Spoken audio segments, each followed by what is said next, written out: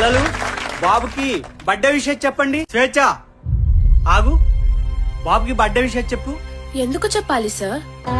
వాళ్ళ పిల్లల ఆనందం కోసం అనాథలైన మమ్మల్ని బాధ పెడుతున్నందుక?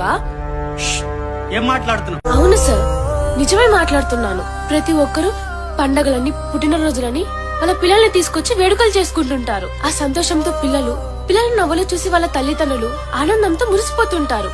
కానీ మా మనసు మాత్రం కన్నీరు పెడుతుంది.